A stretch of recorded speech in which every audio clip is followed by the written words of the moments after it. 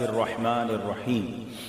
पढ़िए अस्सलातु वस्सलामु अलैका या रसूल अल्लाह व अला आलिका व अस्हाबिका या हबीब अल्लाह। अस्सलातु वस्सलामु अलैका या नबी अल्लाह व अला आलिका व अस्हाबिका या नूर अल्लाह। नवैतो सुन्नतल इअ्तिकाफ। प्यारे प्यारे इस्लामी भाइयों, अल्हम्दुलिल्लाह अज़्ज़ व जल, रब करीम का जिस कदर शुक्र अदा करें वो कम है कि उसने एक बार फिर जीते जी अपने हबीब अलैहिस्सलातु वस्सलाम और उनके अहले बैत के ज़िक्र की इस महफिल में बैठने की सआदत बख्शी है। रब करीम हम सब का जमा होना अपनी बारगाह में कबूल फरमाए। आज के इस इज्तिमा की बरकतें हम सबको नसीब फरमाए। दुरूद पाक पढ़ने के बेशुमार फ़ज़ाइल व बरक़ात हैं। आकाए मदीना सरकार दो आलम सल्लल्लाहु तआला अलैहि वसल्लम का बड़ा प्यारा फरमान है। मेरे आका फरमाते हैं, सल्लु अलैया वज्तहिदू फिद दुआई वक़ूलू अल्लाहुम्मा सल्लि अला मुहम्मद व अला आलि मुहम्मद सल्लल्लाहु अलैहि वसल्लम। नबी पाक ने फरमाया, मुझ पर दुरूद पाक भेजो और दुआ में खूब कोशिश करो और कहो अल्लाहुम्मा सल्लि अला मुहम्मद व अला आलि मुहम्मद सल्लल्लाहु अलैहि वसल्लम। तो इससे सीखने को ये मिलता है कि एक तो प्यारे आका ने कसरत से दुआ करने का भी हमें फरमाया और फिर दुआ में दुरूद को शामिल करने का भी फरमाया। गोया दुआ और दुरूद का बड़ा गहरा ताल्लुक है। ये उलमाए किराम फरमाते हैं कि दुआ की मिसाल एक परिंदे जैसी है और दुरूद उस परिंदे का सबसे मजबूत पर है। दुआ, फारूक आजम रदी अल्लाह तआला फरमाते हैं, दुआ जमीन और आसमान के दरमियान लटकी रहती है। जब दुरूद पाक पढ़ा जाए तो दुआ ऊपर को परवाज कर जाती है। तो ये दुआ का जो मजबूत पर क्या है, वो दुरूद पाक है और इसी के जरिए दुआ आसमानों तक परवाज करती है और अल्लाह पाक की बारगाह में पहुंचकर दुआ कबूल हो जाती है। तो हमें चाहिए कि एक तो दुआ खूब किया करें। यहाँ ये भी प्रॉब्लम है कि नमाज पढ़ेंगे, कुरान पढ़ेंगे, महफिल में बैठेंगे, मगर जब दुआ का वक्त आएगा तो चले जाएंगे। हालांकि शायद बहुत सारे लोग दुआ को इबादत नहीं समझते। दुआ सिर्फ इबादत नहीं, इबादत का भी मग़ज़ है। नबी पाक ने फरमाया, अद्दुआउ मुख़्ल इबादा। यानी मिसाल के तौर पे आप दुरूद पाक पढ़ते हैं, आप कलमा पाक पढ़ते हैं, आप तिलावत करते हैं, क्यों करते हैं? सवाब मिलता है ना, इबादत कर रहे हैं। दुआ भी इबादत है, यानी दुआ को भी बाकायदा एक इबादत के तौर पर करें। रब से मांगना ये रब को बड़ा पसंद है।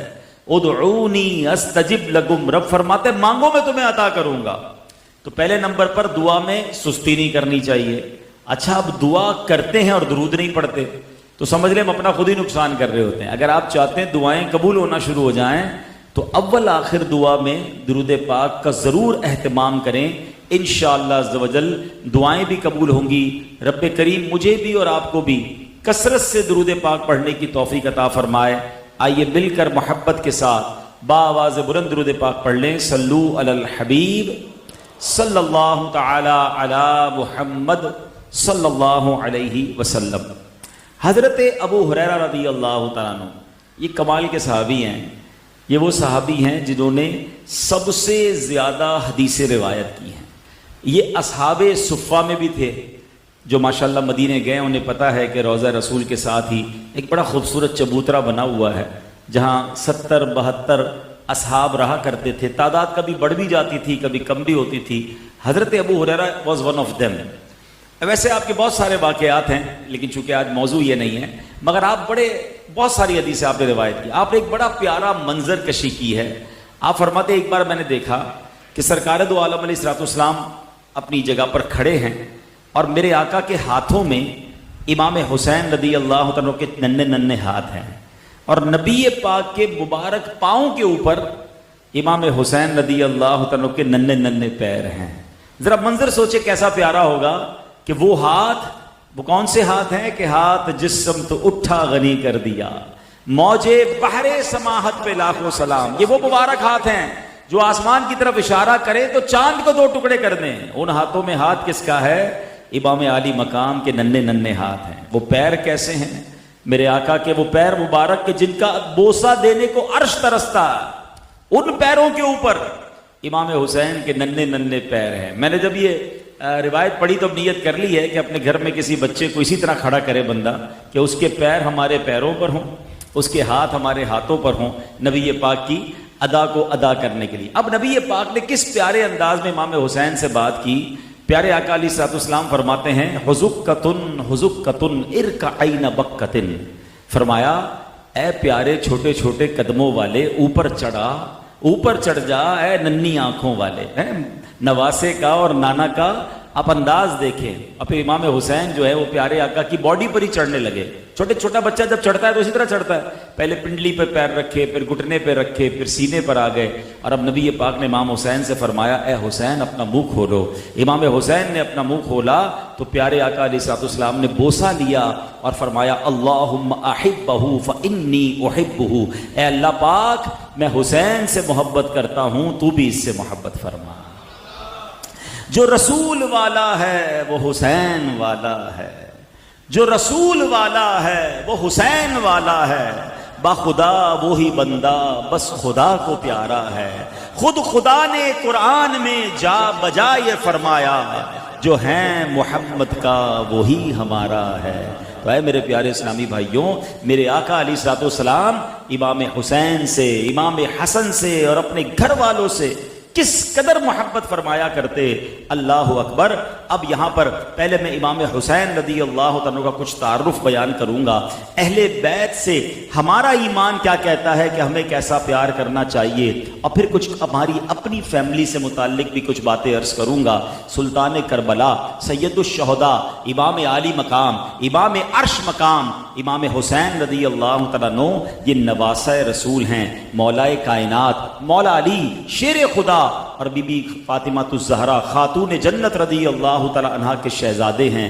امام حسین 5 شعبان 4 ہجری کو مدینہ منورہ میں پیدا ہوئے. میرے آقا علیہ الصلوۃ والسلام نے آپ کا نام حسین اور شبیر رکھا. یاد رکھیے گا, شبر امام حسن کا ایک اور نام ہے اور شبیر امام حسین کا ایک اور نام ہے. اور امام حسن اور امام حسین.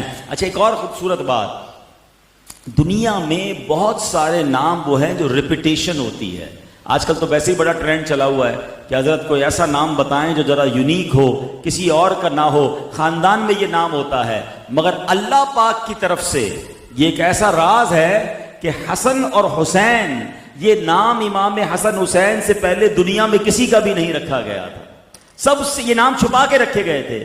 یہ نام انہی شہزادوں کو عطا ہوئے اور اب انہی کی نسبت سے ساری دنیا میں آپ کو حسن اور حسین ملیں گے جو ان کے غلام ہیں, مگر سب سے پہلے یہ نام جو ہیں وہ انہیں ہی عطا کیے گئے. امام حسین کی کنیت ابو عبداللہ ہے, لقب سبت رسول, رسول پاک کے نواسے, اور ریحانۃ الرسول یعنی نبی پاک علیہ الصلوۃ والسلام کے پھول ہیں. پیارے آقا انہیں پھول بھی فرماتے اور پھولوں کی طرح باقاعدہ اسمیل بھی کیا کرتے تھے, ہاں سونگا بھی کرتے تھے. اس قدر محبت امام حسین سے. امام حسین کی ابتدا کیا ہے یہ ذرا سوچئے گا. یہ امام حسن کو بھی شرف ملا اور امام حسین رضی اللہ عنہ کو بھی شرف ملا. آج ہمارے گھر میں بچہ پیدا ہوتا ہے, ہم کوشش کیا کرتے ہیں کہ امام صاحب سے یا کسی بزرگ سے اذان دلوائیں اور پھر گٹی دلوائیں. کوئی بھی چیز ان کے منہ سے لگا کر شہد یا کھجور وغیرہ چٹائی جاتی, اچھی بات ہے. اس کو عربی میں کہتے ہیں تحنیک. یہ سنت ہے, بچے کو کوئی اچھی کسی نیک شخصیت سے ایک تبرک کروایا جائے. لیکن امام حسین کی قسمت پر ہماری جانیں قربان کہ امام حسین جب پیدا ہوئے تو اذان کس نے دی؟ جناب رسول اللہ علیہ الصلوۃ والسلام نے آپ کے کانوں میں اذان دی. یعنی امام حسین نے سب سے پہلی کوئی آواز سنی ہے تو وہ اللہ کے نبی کی آواز سنی ہے, اور حبیب اللہ کی آواز میں نام کس کا سنا ہے؟ اللہ اکبر, اللہ اکبر ہے. آپ کمبینیشن دیکھیں کہ رحمت للعالمین اذان دے رہے ہیں اور سب سے پہلے نام کس کا سنا رہے ہیں؟ اللہ رب العالمین کا نام سنا رہے ہیں. دس از دا بگننگ آف امام حسین. اچھا, یہ تو لسٹنگ کی بگننگ ہوئی نا. اب آپ کی خوراک کی بگننگ کیا ہو رہی ہے، آپ کی سٹارٹ کیا ہو رہی، گٹی کیا ملی؟ پیارے آقا نے کوئی کھجور چبا کر منہ میں نہیں دی، کوئی شہد ان کو نہیں چٹایا. اللہ اکبر. میرے آقا نے امام حسین کو گود میں لیا اور اپنی زبان مبارک امام حسین کے منہ میں دے دی. یعنی لعاب دہن مصطفیٰ سرکار دو عالم علیہ السلام کا لعاب امام حسین کی پہلی خوراک ہے. اسی سے محبت کا اندازہ لگا لیجئے. اور اللہ اکبر، امام حسین سے پیار کا لیول یہ تھا کہ پیارے آقا فرماتے ہیں حسین منی و انا من الحسین، حسین مجھ سے ہیں اور میں حسین سے ہوں. اے اللہ تو بھی اس سے محبت فرما جو حسین سے محبت فرماتے ہیں. فرمایا حسین سے دشمنی گویا مجھ سے دشمنی ہے. اتنا پیار ہے. اور ایک موقع پر تو پیار کا ایک اور شاندار اظہار ہوا کہ نبی پاک کے اپنے شہزادے تھے حضرت ابراہیم رضی اللہ تعالیٰ، وہ بھی چھوٹی عمر تھی. ایک بار پیارے آقا کی گود میں امام حسین بھی ہیں اور پیارے آقا علیہ الصلوۃ والسلام کے اپنے شہزادے حضرت ابراہیم بھی ہیں. جبریل امین حاضر ہوتے ہیں، عرض کرتے ہیں یا رسول اللہ صلی اللہ تعالیٰ علیہ وسلم دونوں میں سے ایک کو پسند فرما لیں. اللہ ان دونوں کو آپ کے پاس جمع نہیں فرمائے گا، یعنی کسی ایک نے جانا ہے دنیا سے، ڈیسائیڈ آپ کر لیں. یہاں بھی اختیار مصطفیٰ دیکھیں. یہ کس کو اختیار ہے کہ بھائی کون پہلے جائے گا کون بعد میں جائے گا؟ موت دینے والی ذات کو ہم تو کہتے ہیں موت کا وقت لکھا ہے، مگر اللہ کی بارگاہ میں حبیب پاک کا مرتبہ دیکھیں کہ آپ سے اجازت لی جا رہی ہے، آپ سے مشورہ کیا جا رہا ہے، دونوں میں سے ایک سلیکٹ کیجئے. مگر نبی پاک کا وہ تاریخی فرمان، آپ فرماتے ہیں اگر ابراہیم کا انتقال ہوتا ہے تو مجھے بہت دکھ ہوگا، لیکن اگر حسین کا انتقال ہوتا ہے تو مجھے بھی دکھ ہوگا. فاطمہ بھی غمگین ہوں گی اور مولا علی بھی غمگین ہو جائیں گے. نبی پاک نے حضرت ابراہیم کا جانا پسند فرمایا. 3 دن کے بعد آپ کے اپنے صاحبزادے حضرت ابراہیم دنیا سے چلے گئے. اور پھر امام حسین جب نبی پاک کے پاس آیا کرتے تو سرکار دو عالم علیہ الصلوۃ والسلام فرماتے یہ میرا وہ بیٹا ہے جس پر میں نے اپنے بیٹے کو قربان کیا ہے. محبت دیکھیں، پیار دیکھیں. اب یہاں پہلے میں امام حسین کی 1-2 اور فضیلتیں بیان کر دوں. سرکار دو عالم علیہ السلام امام حسن اور امام حسین کے بارے میں فرماتے میرے یہ دونوں بیٹے جنتی نوجوانوں کے سردار ہیں. آقا فرماتے ہما ریحانتایا من الدنیا، یعنی حسن اور حسین دنیا میں میرے 2 پھول ہیں. اللہ اکبر. انہی 2 پھولوں کا ذکر کرتے ہوئے اعلیٰ حضرت کیا خوبصورت التجا کرتے ہیں نا، ان 2 کا صدقہ جن کو کہا میرے پھول ہیں. کون سے 2؟ امام حسن امام حسین. ان کو کیا کہا میرے آقا نے؟ میرے پھول ہیں. اعلیٰ حضرت کی التجا دیکھیں، ان 2 کا صدقہ جن کو کہا میرے پھول ہیں، کیجئے رضا کو حشر میں خنداں مثال گل. حضور آپ کے ان دونوں نواسوں کا صدقہ ان کا واسطہ پیش کر رہا ہوں. رضا پر ایسا کرم کیجئے گا کہ گناہ معاف ہو جائیں اور رضا قیامت کے دن پھولوں کی طرح مسکراتا ہوا اٹھ جائے. اللہ ہمیں بھی یہ برکت نصیب فرمائے. اچھا یہاں ایک اور خوبصورت شعر ہیں. 2 کیا ہیں؟ پھول ہیں. اور بی بی فاطمہ کون ہے؟ فاطمہ تو زہرا ہیں. زہرا کس کو کہتے ہیں؟ کلی کو کہتے ہیں. ایک کلی ہے، 2 پھول ہیں. گویا یہ تو کوئی باغ ہے، یہ تو کوئی چمن ہے. پوچھو میرے رضا سے ہے رضا یہ کیسا باغ ہے؟ تو اعلیٰ حضرت کیا کہتے ہیں؟ کیا بات رضا اس چمن ستان کرم کی، کیسا کرم والا باغ ہے. کیا بات رضا اس چمن ستان کرم کی، زہرا ہے کلی جس میں حسین و حسن پھول،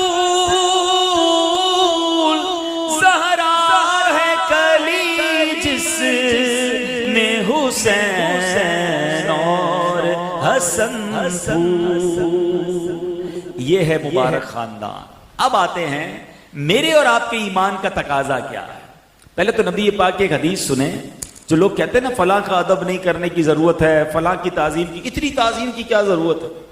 ارے ہمارا تو دین ہی بیس تعظیم اور ادب پہ کرتا ہے. نبی پاک علیہ الصلوۃ والسلام عام مسلمانوں کے لیے فرماتے ہیں کہ جو ہمارے چھوٹوں پر شفقت نہ کرے، ہمارے بڑوں کا ادب نہ کرے، وہ ہم میں سے نہیں ہے. یہ تو عام مسلمان کے لیے کہ آپ اپنی عمر سے بڑی عمر کے لوگوں کا ادب کریں، اور اگر ادب نہیں کرتے تو آقا کیا فرماتے؟ وہ ہم میں سے نہیں. اب غور کریں، یہاں بھی چلیں، اس حدیث کے تحت بھی 2 مدنی پھول سن لیں. ماشاءاللہ یہ کاروباری لوگ بیٹھے ہیں، اللہ پاک کبھی مالدار بنا دیتا ہے، کبھی شہرت دے دیتا ہے، کبھی مقام دے دیتا ہے. اور ہمارے اپنے ملازمین میں ہم سے بڑی عمر کے لوگ ہوتے ہیں، مسجد میں آتے ہیں تو جناب مسجد کا خادم بعض اوقات ہم سے بڑی عمر کے ہوتے ہیں. ٹھیک ہے آپ کے پاس پیسہ ہے، مال ہے، عزت ہے، مگر اس سفید بال والوں کا آپ نے ادب کرنا ہے کہ یہی میری شریعت کا حکم ہے. آقا نے کیا فرمایا کہ جو بڑوں کا ادب نہ کرے وہ ہم میں سے نہیں. نبی پاک اپنی مجلس سے سمجھ لو باہر کر رہے ہیں. بچوں پر پیار دیں اور بڑوں سے ادب کریں. اب جب اہل بیت کی بات آ جائے، سرکار کی آل کی بات آ جائے، یہ کیسی نسبت ہے آپ کو پتہ ہے؟ ایک بار نبی پاک علیہ السلام کی پھوپھی جان ہیں حضرت صفیہ، تو ایک مرتبہ انہیں کسی نے کہہ دیا کہ اے صفیہ، اللہ پاک کی بارگاہ میں آپ کی جو نبی پاک علیہ السلام سے رشتہ داری ہے نا، یہ کوئی فائدہ نہیں دے گی. یہ جو آپ کا رشتہ ہے، یہ آپ کی جو فیملی پیارے آقا علیہ السلام کے ساتھ ہے، یہ کوئی فائدہ نہیں ملے گا. حضرت صفیہ رضی اللہ تعالیٰ عنہ کو بڑا دکھ ہوا. آپ نے آ کے نبی